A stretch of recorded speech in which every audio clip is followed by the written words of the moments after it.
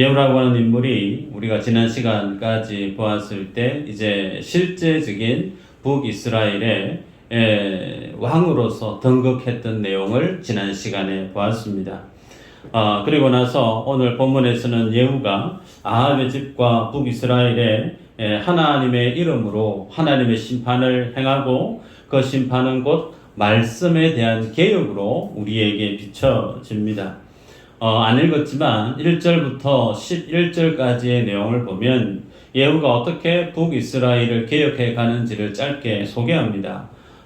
두 번의 편지를 보내는데요. 첫 번째 편지의 내용은 사마리아 성에 있는 사람들에게 귀족들과 장로들과 그리고 아합의 아들 70명을 교육하는 소위 가정교사준에 해당하겠죠. 그들에게 편지를 적어서 보내는데 내용은 너희들에게 무기와 병거와 그리고 아합의 아들 70명이 있지 않느냐. 그래서 너희들 중에 그 자녀들 중에 왕으로 삼을 만한 자격이 있는 자를 왕으로 삼고 너희들이 지니고 있는 무기로 나와 함께 싸워보자 라고 얘기를 합니다. 소위 이 편지는 이제 예후라고 하는 실제적인 왕으로 등극한 인물과 북이스라엘의 귀족층들 간의 전쟁에 대한 선전 포고문이 해당되겠죠. 그 편지를 받아들었던 많은 귀족들과 장로들과 아합의 왕을 지도했던 사람들이 하나같이 한탄을 합니다. 그 내용은 두 왕이라 하면 요람 왕이겠죠. 이스라엘 왕, 그다음 아시아 왕이겠죠. 두 왕도 예후를 감당하지 못했는데 우리가 어떻게 예후 저 인물을 감당할 수 있겠느냐? 우리는 감당할 수가 없다라고 얘기하면서 답신을 어떻게 보내느냐면 우리는 당신의 종과 같으니까 당신 보시기에 좋을 대로 하십시오라고 소위 백기투항을 한 셈이 됩니다. 그 편지를 받아들고 다시 예후가 편지를 해요. 그러면 너희들 중에 누가 내 편이 될 수 있고 어떤 사람이 내게 충성스러운 사람이 될 수 있을지 보여라 라는 거예요. 어떻게 보이라고 얘기하냐면 아합의 아들 70명이 있는데 그들의 목을 다 담아서 내게 가져오너라 그렇게 얘기를 하는 겁니다. 더 충격적인 것은 그 편지를 받아 들고 있는 그 장소에 장로들도 있었고 귀족들도 있었고 70명을 가르치는 가정교사들도 있었고 그 자리에 누구도요? 아합의 70명의 아들들도 같이 있었어요. 그 내용이 공개적으로 읽혀지면서 그 자리에서 어떻게 되어졌느냐면 아합의 아들 70명의 목이 떨어져 버립니다. 그리고 나서 오늘 읽었던 본문 앞절에 12절부터 14절까지 이제 실제적인 예후가 사마리아 성, 수도성 사마리아로 들어감에 있어서 거리낄 것이 전혀 없는 상황이 되어졌습니다. 소위 본인의 손에 피 한 방울 묻히지 않고 무혈입성하게 되게 된 셈이죠. 그렇게 그대로 들어가고 있는데 길 도중에 또 한 무리를 만납니다. 약 한 40명 정도 되는데 그들의 행색이 어떻게 되어져 있느냐면 마치 귀족처럼 왕자들처럼 그런 옷을 입고 있는 거죠. 그래서 주거니 받거니 대화를 하고 그들의 정체성을 알아보니까 그들은 유다의 아하시아 왕의 형제들인 겁니다. 그래서 그들이 요람 왕, 북이스라엘의 요람이 전쟁으로 인해서 몸이 상한 것을 알고 병문안하러 오고 있었다는 거죠. 불과 얼마 전에 요람과 아하시아 왕을 예후가 죽이지 않았습니까? 그런데 또 죽여야 될 사람들이 자기 발로 예후 앞에 저벅저벅 걸어 들어온 셈이에요.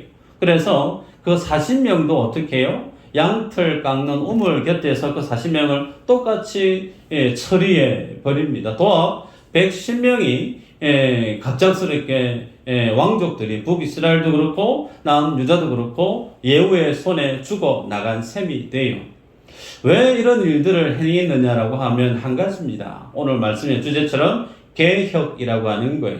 무엇에 대한 개혁인가? 다름 아닌 바알을 섬기고 우상을 섬긴 소위 하나님께 얼굴을 떠나보내고 하나님과의 관계를 끊어버리게 만들었던 우상 숭배한 그 책임을 진 사람들을 예후를 통해서 주님이 정리하게 한 겁니다. 그래서 성경에 보면 두 번이나 예후가 얘기합니다. 여호와께서 엘리야에게 말씀하신 것 같이 되었다라고 하는 말을 두 번 반복하고 있는 걸 볼 수가 있어요.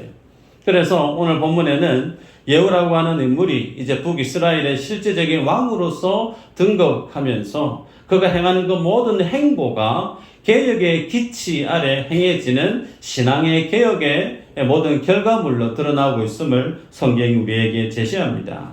여기에서 한번 우리가 고민해 볼 필요가 있습니다. 성경에서 창세기부터 계시록까지 하나님은 계속해서 무엇과 씨름하시느냐면 하나님이 사랑하시는 주의 백성들이 우상 숭배하는 것에 대해서 계속해서 한결같이 말씀해요. 여쭤봅니다. 왜 이스라엘 백성들은 우상 숭배의 그 유혹에서 벗어나지 못했을까요? 하나님이 그렇게 우상 숭배하지 말 것을 수많은 선지자들을 보내고 왕을 보내고 하나님의 숱한 이적과 기적을 행했음에도 불구하고 왜 이스라엘 백성들은 하나님이 하지 말 것을 강력하게 그렇게 수차례 이스라엘 역사 모든 삶을 통틀어서 한결같이 우상 숭배에 대해서 심지어 십계명 여기까지 우상 숭배하지 말 것을 명하고 있음에도 불구하고 그들은 그렇게 우상 숭배에 심취했을까?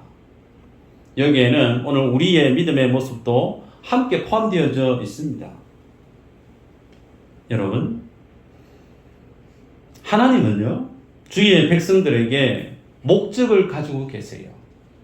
하나님은요, 여러분 개개인의 삶에 대해서 분명히 목적과 목표를 갖고 계십니다. 그냥 세상 속에 낯서니까 너희들 알아서 마음대로 살다가 주님 나라 오너라가 아니고요. 우리 하나님은 그런 분이 아니세요. 자신의 아들을 십자가에 살찌져 죽게까지 하시기까지 하면서 나에게 가지고 있는 하나님의 계획이 있으십니다. 그 하나님의 목적이 있으세요. 그래서 주님은 나에 대한 그 목적과 계획에 준해서 우리의 삶을 이끌어 가시기를 원하세요. 그래서 그 모든 삶의 여정 속에 주의 자녀들이 하나님 앞에 기도합니다. 많은 기도 제목을 주님 앞에 아뢰죠. 그런데 그 기도 제목 중에 하나님이 응답해 주시는 것들도 있지만 때로는 응답해 주시지 않고 무시하는 것 같고 거절하시는 것도 우리가 삶들 속에 살아가다 보면 누누이 경험해요. 왜 그럴까요? 나에 대한 하나님의 계획과 하나님의 목적에서 맞지 않는 것들은 내가 아무리 때를 쓴들 하나님은 그것을 주시지 않으시는 분이에요. 그런데 이스라엘 백성들은 그들에 대한 하나님의 목적과 하나님의 계획을 별 관심을 갖지 않습니다. 하나님이 나에 대해서 어떤 목적을 지니고 있고 어떤 계획을 가지고 있는지에 대해서 별 관심이 없었다는 거예요. 단지 내가 갖고 싶은 거, 내가 하고 싶은 거, 내 욕심을 채워줄 수 있는 신이면 족하다는 거예요. 그 신이 여호와 하나님이면 좋고 그 신 하나님이 아니시면 누구요? 바알도 좋다는 거예요. 그 신이 아세라여도 좋다는 거예요. 그런데 바알과 아세라는 인생들이 취하고 싶은 것을 다 주는 신으로 그 당시에 제시되어졌던 신입니다. 그러기에 그들에게는 자신의 욕심에 이끌려 살았기 때문에 아무리 하나님이 수많은 엘리야와 엘리사와 수많은 믿음의 사람들을 동원해서 그들의 삶을 개혁할 것을 계속해서 종용하시고 계시하시고 말씀을 해도 이스라엘 백성들 스스로 그들의 삶을 개혁할 수 있는, 자생할 수 있는 영적인 개혁에 대한 능력이 있는가? 없다는 거예요. 없기 때문에 주님이 오늘 본문에서 예후라고 하는 인물을 들어서 너희들 스스로 하지 않는 믿음의 개혁에 대해서 이제 하나님이 직접적으로 예후라고 하는 인물을 통해서 하나님의 백성들에 대한 믿음의 개혁을 성취해 가고 있는 것이 오늘 읽었던 본문의 내용이죠. 그래서 이 말씀을 볼 때 우리들도 동일하게 믿음의 경각심을 지닐 필요가 있습니다. 본문 우리에게 주는 첫 번째 교훈인데요. 신앙의 개혁을 명하시는 주님 앞에 우리들은 뭐 해야 되냐면 믿음으로 믿음으로 응답을 해야 된다는 거예요. 여러분, 인생의 중요한 결정을 내림에 있어서 상당히 중요한 세 가지 기준이 있습니다. 첫 번째는 방향성이겠죠. 내가 어느 곳을 가야 될지에 대해서 정하는 거 너무 중요합니다. 잘못 발을 들여놓으면 실패로, 늪으로 빠질 수 있는 인생 실수의 길로 접어들 수 있죠. 방향성 중요합니다. 또 뭐가 중요할까요? 속도 중요합니다. 누가 빨리 더 많이 해야 될 준비를 제대로 빨리 해서 그 속도에 그 타이밍에 맞게 살아가는가. 마지막으로 중요한 것이 뭐냐면 타이밍이라는 거예요. 타이밍.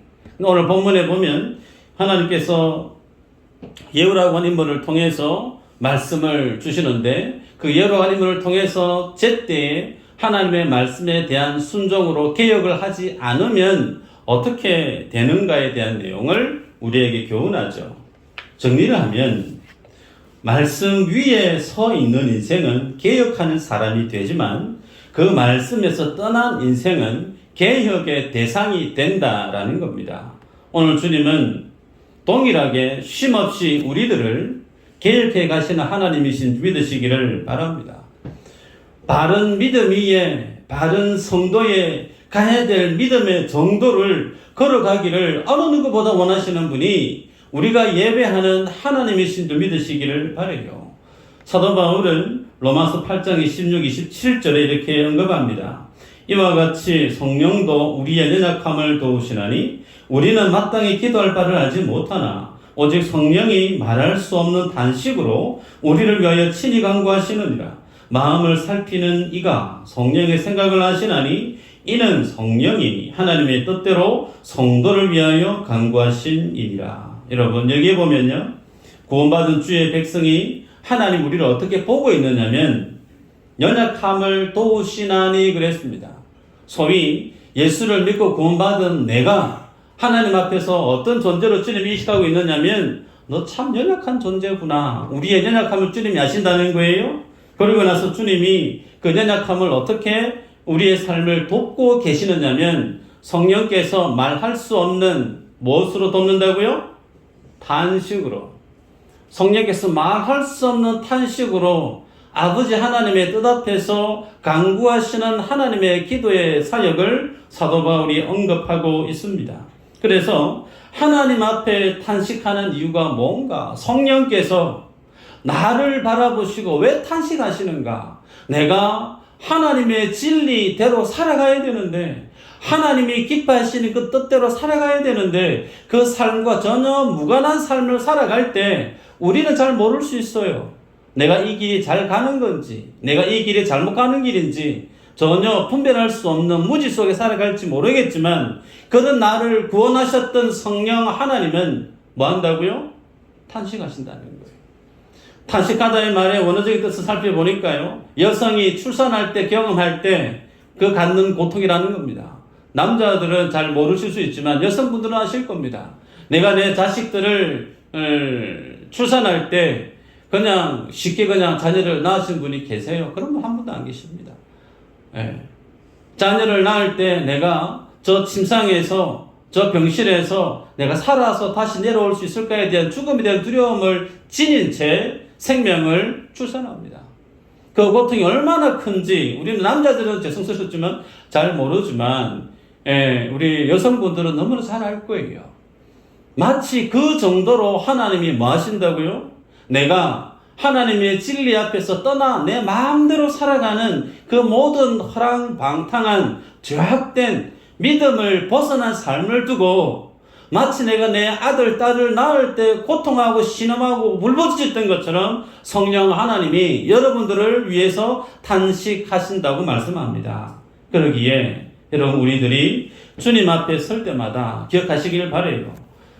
시간에 대해서, 물질에 대해서, 삶의 우선순위에 대해서, 하나님과 이웃에 대해서 그 모든 우선순위에 대한 믿음의 정도 위에 나를 세울 때 말씀 앞에서 나를 증거하시기를 바라요.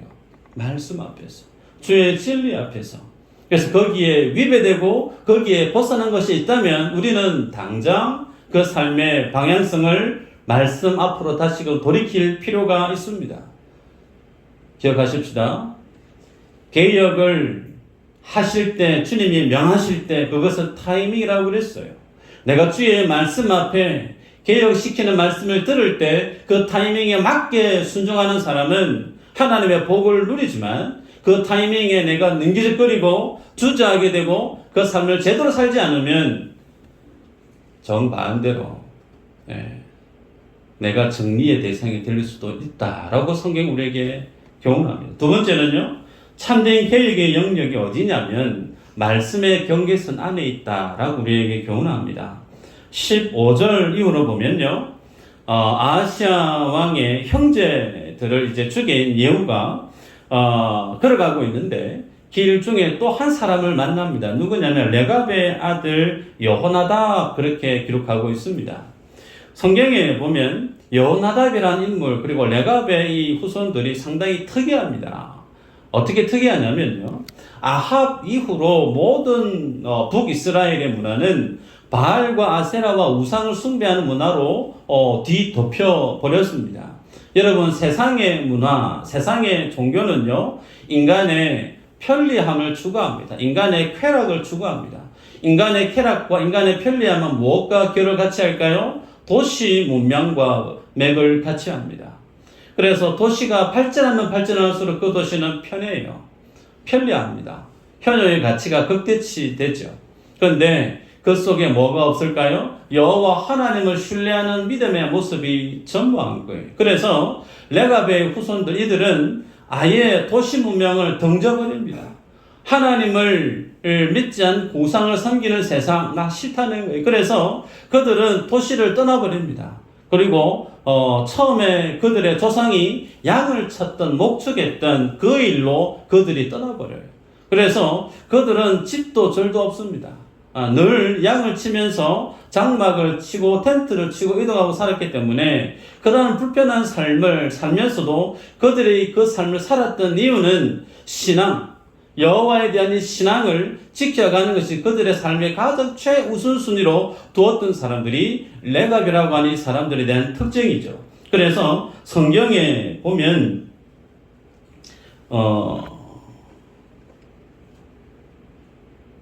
예레미야 말씀에 보면 그들이 평생 포도주도 먹지 않았다 그랬습니다. 포도주도 먹지 않았기 때문에 포도원도 취할 필요가 없었던 그들이죠. 그래서 그런 그들이 예루살렘 사마리아 성으로 들어가고 있는 예후를 중간에서 기다렸다는 거예요.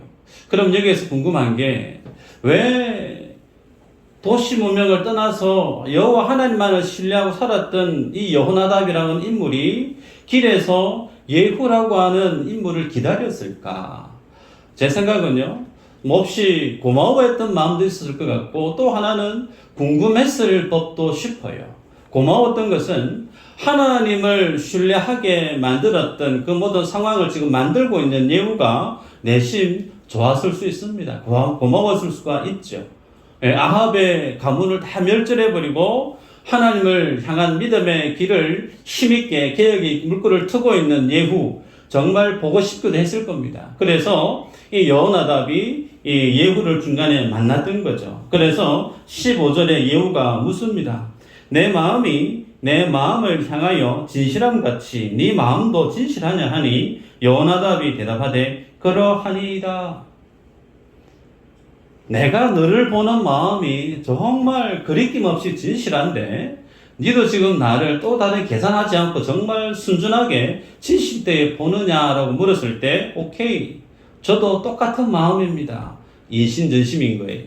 그러자 예후가 어떻게 하냐면 자기의 병거에 여호나답을 끌어서 올립니다. 그러면서 같이 이제 사마리아 성으로 들어가는 것을 보게 되죠.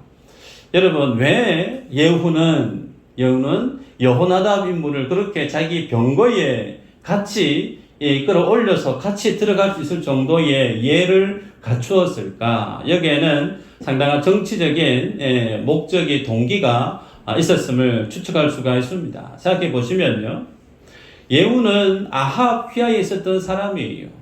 그리고 그것도 어쩔 수 없이 나라가 정부의 방향성이 우상 숭배의 방향성으로 걸어갔기 때문에 본인도 어쩔 수 없이 우상 숭배를 했던 인생입니다. 그래서 그랬던 그가 도리어 반역의 칼을 휘둘러서 아합의 아들 70명을 쳐 죽이고 남유다의 아시아 왕과 그의 형제들을 쳐 죽이는 그 모든 일들을 두고 당대의 많은 사람들이 납득을 못했을 수 있습니다. 예후라고 하면 갑자기 왜 저러는가? 왜 쿠데타를 일으키는가? 본인은 여호와의 말씀대로 행했다라고 얘기하지만 본인도 도찐 개찐이라는 거죠. 아합과 함께 우상 숭배했던 그의 잘못된 모습이 있었는데 그런 어떤 자신의 한계를 예후가 지니고 있었다는 거예요. 그런데 거기에 한 인물이 더해지는 거죠. 누구요? 요나답. 그 사람은 많은 사람들에게 있어서 어떤 인물로 평받았느냐면 하나님의 사람으로 보였다는 거예요. 그래서 하나님의 사람인 요나답이 예후와 함께 그의 길을 걸어간다라고 하는 것은 대단히 상징성을 지니고 있다는 거예요. 그래서 예후가 행하는 그 모든 개혁은 요나답이 볼 때 하나님의 분명한 말씀 위에 행해지는 하나님의 명령으로 행해지는 일임을 보정하는 소위 명분에 대한 대의명분에 대해서 한 획을 긋는 이익을 얻는 그런 인물이었음을 짐작할 수가 있습니다. 자, 그런 가운데 그가 자랑을 해요. 16절 이후로 보면 이르되 나와 함께 가서 여호와를 위한 나의 열심을 보라 하고 이에 자기 병거에 태우고 17절에는 아합에게 속한 자들을 죽여 진멸하였으니 여호와께서 엘리야에게 이르신 말씀과 같이 되었다 그랬어요. 여러분, 아합에게 속한 자들을 다 진멸했다. 소위 바알을 섬긴 자들을 다 죽였다. 그 뜻입니다.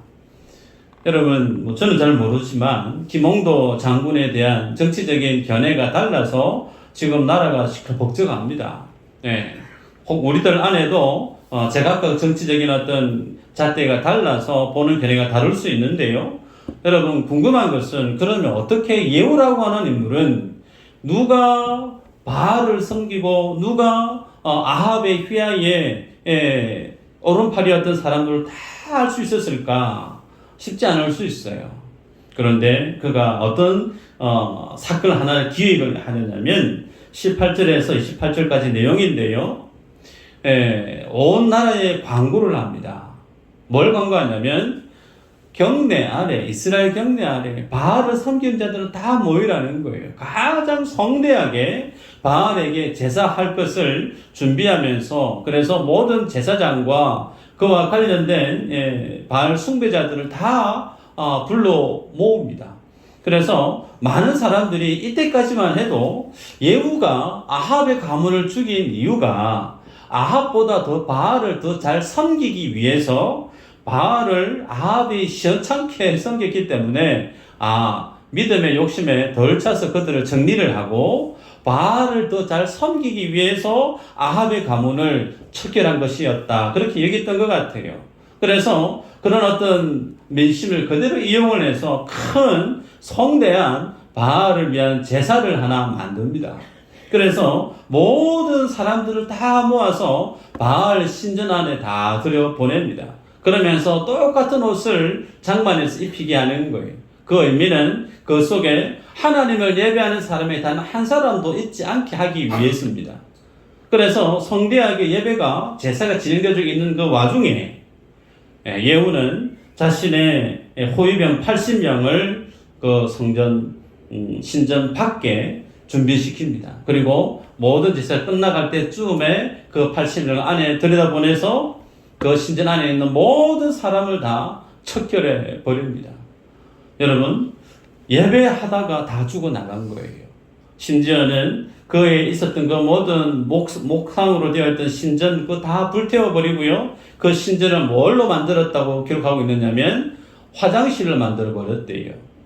여러분, 이런 어떤 그의 계획에 대해서 하나님이 주시는 평가가 있습니다. 30절에 보면 여호와께서 예후에게 이르시되 네가 나 보기에 정직한 일을 행하되 잘 행하여 내 마음에 있는 대로 아합 집에 다 행하였은즉 네 자손이 이스라엘 왕위를 이어 4대를 지니리라 하시니라. 여기에는 두 가지가 소개되죠. 첫 번째는 네 참 개혁 잘했다. 내 뜻대로 시원하게 네가 이스라엘 가운데 개혁 참 잘했다. 하나님 칭찬하고 있어요. 그런데 여기서 궁금한 게 있어요. 왜 하나님이 이스라엘의 왕위를 4대까지만으로 제한을 하고 있을까? 계속해도 될 텐데 왜 4대까지만 한정을 하고 있었을까? 거기에는 하나님의 기리치에 하나 부족했던 모습이 있었음을 발견하게 됩니다. 정리하면 예후는 대외적인 신앙의 개혁은 잘했습니다. 정치적으로 그리고 바알을 섬기는 어떤 장로들이나 제사장이나 모든 사람들을 지혜롭게 다 구분해서 일거에 다 정리해 버렸습니다. 이 일은 선지자 죽음을 보지 않고 하나님의 나라로 올라간 엘리야 선지자도 하지 못했던 일을 예후는 하루아침에 다 해버렸습니다. 대단하죠? 그런데 대외적인 개혁은 잘 했는데 뭘 못했느냐면 대내적인 자기 안의 개혁을 예후는 하지 못했다는 겁니다. 그게 뭐냐면 31절인데요. 그러나 예후가 전심으로 이스라엘 하나님 여호와의 율법을 지켜 행하지 아니하며 여로보암이 이스라엘에게 범하게 한 그 죄에서 떠나지 아니하였더라. 핵심 뭐가 있는데요. 전심으로라고 하는 말을 눈여겨보시기를 바랍니다. 전심으로. 예후가 나름 개혁을 하기 위해서 애를 썼다는 거예요. 대외적인 일에 대해서는 정말 잘 했다는 겁니다. 그런데 하나님 볼 때 네 전심으로 한 거 아니다 라는 거예요. 그 전심 안에 포함되어 있는 거 2% 부족한 게 뭐냐면 너희의 네 자신에 대한 신앙의 개혁을 너는 왜 하지 않았느냐라고 주님이 책망하듯 묻는 겁니다. 그래서 오늘 본문에 보면 여호나답을 주님이 예후에게 왜 붙여주셨는가? 여호나답을 보면서 정말 순전한 믿음의 개혁을 하게 하기 위해서 주님이 여호나답이라는 인물을 길거리에서 만나게 해주셨는데, 그래서 그는 마음만 먹으면 얼마든지 모든 신학개혁을 다 할 수 있음에도 불구하고 그는 자기 자신에 대한 개혁은 하지 않고 대외적인 개혁만을 했던 인물로 남습니다. 그래서 4대까지 그의 왕위가 유지되어졌음을 성경이 말씀을 하죠. 이스라엘의 왕조가 총 210년인데요. 예후 왕조는 100년입니다. 말씀을 제가 보면서 예후가 정말 자기 자신에 대한 개혁까지 잘 했더라고 했으면 더 많은 하나님의 복을 누리는 왕조가 되었을 텐데 라고 하는 아쉬움을 지울 수가 없습니다. 그런데 여러분 이 모습을 보면서 누구를 봐야 될까요? 예후라고 하는 인물을 보면서 누구를 봐야 되냐면 나를 봐야 돼요. 이 인물에 대해서 부족한 모습을 보면서 내가 주님 앞에 서 있는 나의 모습을 반추하실 수 있어야 됩니다. 성경은 하나님의 말씀에 대해서 이렇게 언급합니다. 히브리서 4장 10에 13절에 하나님의 말씀은 살아있고 활력이 있어 저 위에 날선 어떤 검보다도 예리하여 혼과 영과 및 관절과 골수를 찔러 쪼개기까지 하며 또 마음의 생각과 뜻을 판단하나니 지으신 것이 하나도 그 앞에 나타나지 않음이 없고 우리의 결산을 받으실 이의 눈앞에 만물이 벌거벗은 것 같이 드러나느니라. 하나님의 말씀에 대해서 주님이 말씀하는데요. 인생을 살아갈 때 결혼도 하고 사업도 하고 운동도 하고 뭐 많은 것을 해요. 근데 그 중에 무엇이 중요할까요? 타이밍이죠. 특히 요리하시는 분들은 속도도 물론 중요하지만 타이밍이 얼마나 중요한지 몰라요. 조금만 시간을 놓쳐버리면 맛있게 먹어야 될 라면이 우동이 되어져 버립니다. 맛을 베리죠. 타이밍입니다. 하나님의 말씀이 부음받아질 때 그 말씀은 살아있답니다.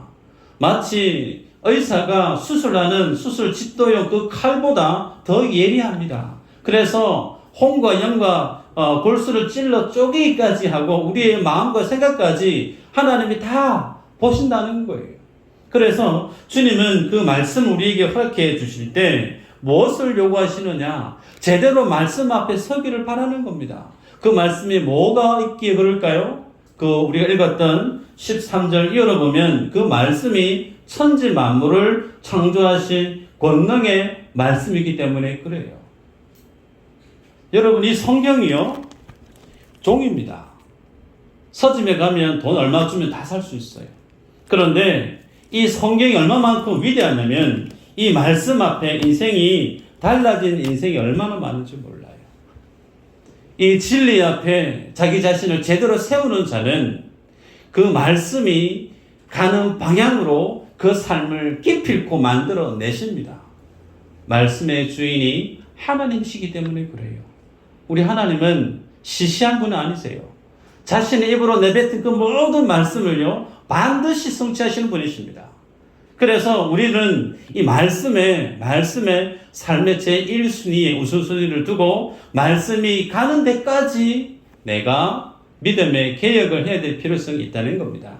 마지막으로 오늘 읽었던 본문에 보면 예후의 안타까운 모습이 있죠.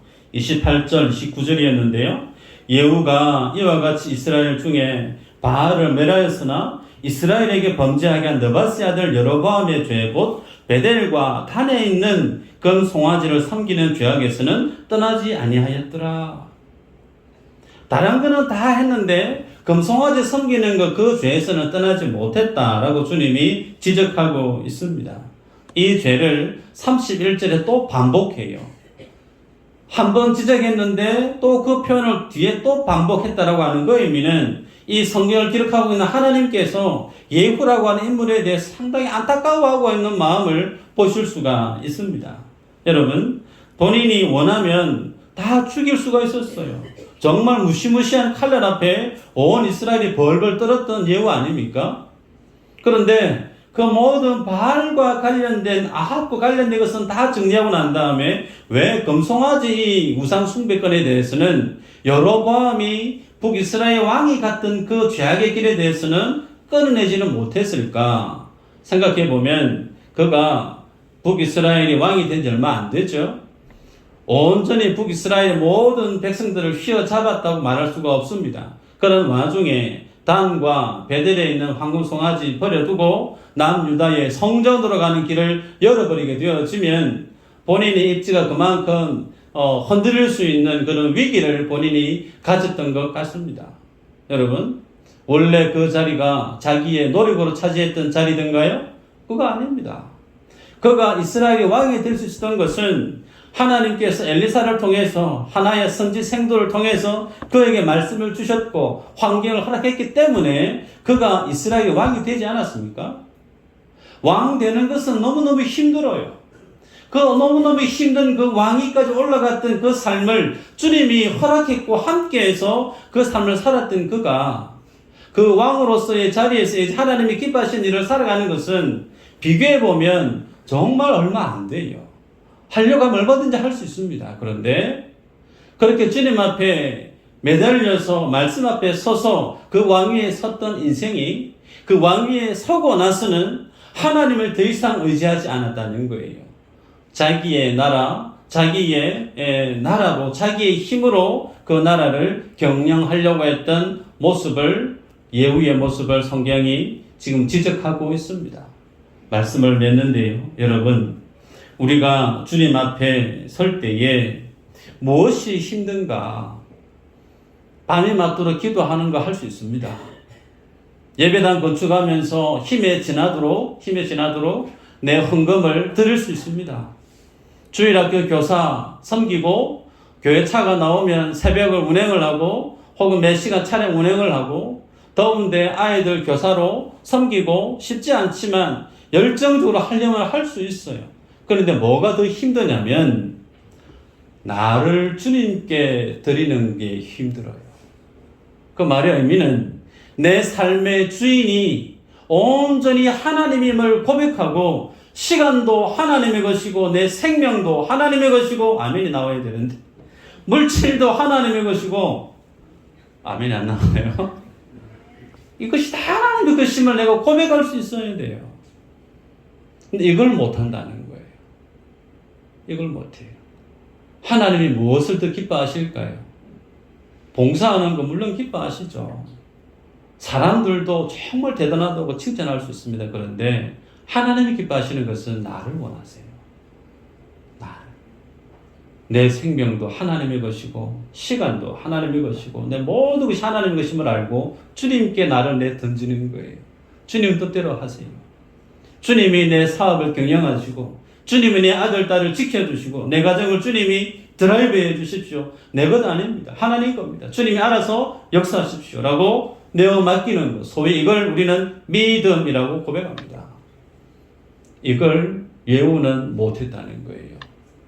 여러분 기억하십시다. 우리들은 하나님께서 신앙의 개혁을 할 것을 말씀으로 우리의 귀천을 때릴 때 내가 간과하고 내가 포기하고 잊고 살아가고 있는 개혁해야 될 많은 영역들을 여러분이 곱씹어 보시기를 바랍니다.